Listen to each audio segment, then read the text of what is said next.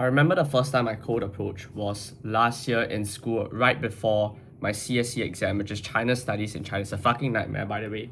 And I had been planning this for like probably 2 to 3 days. All of a sudden, I had an urge, you know what? I've liked this girl for quite some time right now. And she's liked by a lot of guys, by the way. And so I was like, you know what? I'm going to cold approach and I'm going to ask her out. And how it went was, I remember it was about 1 or 2 hours before the exam. I knew I wasn't going to do well anyways. And I put up my phone and I texted her and I asked her like to meet with me at some place. And she said like she was lazy to, my voice just cracked. She was lazy to go to, the place I was at. And so I just went down to like there's this place in my school called Central Plaza. And then at the back, there's like benches and stuff. Basically where you sit down. And then the classroom is like upstairs. Right, so I went all the way down to the Central Plaza, I remember, and then she was just sitting there scrolling on the phone, and I sat right next to her. It's kind of a funny story between us because we started talking like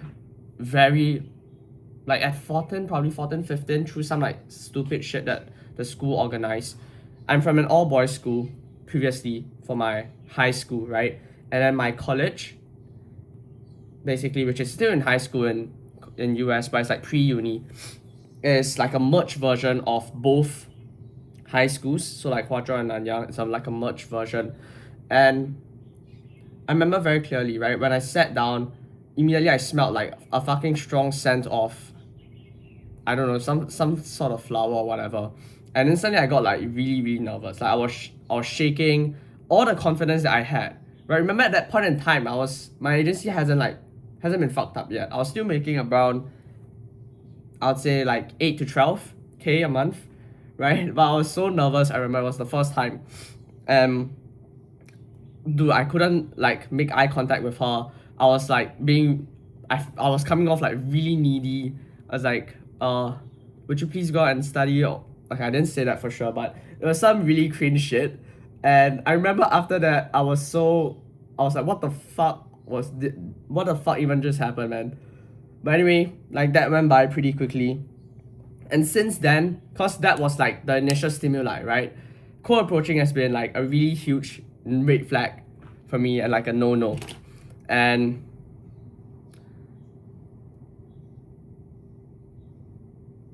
it taught me like, it reinforced a lesson, which was that girls are not attracted by what you say but how you say it.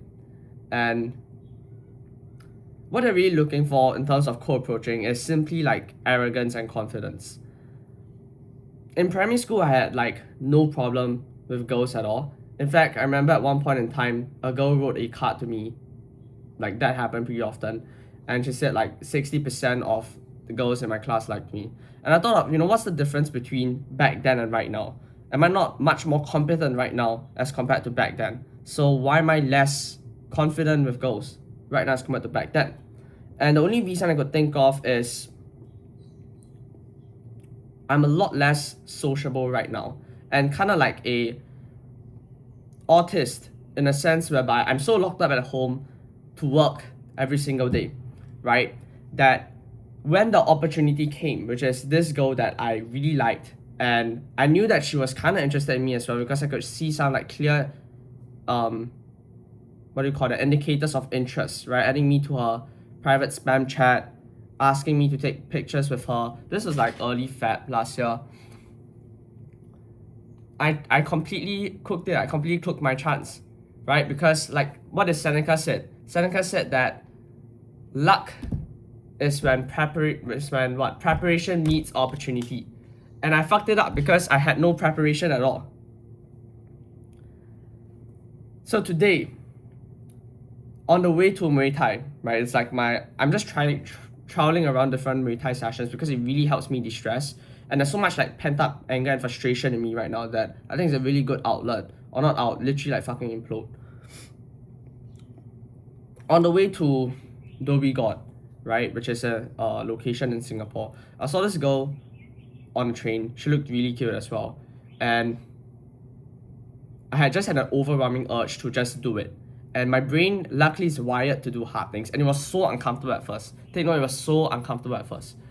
But because there's a lot of people beside me, I took my phone app. I remember I put it out of my pocket and then I just started typing. My heart was like beating really hard in my chest.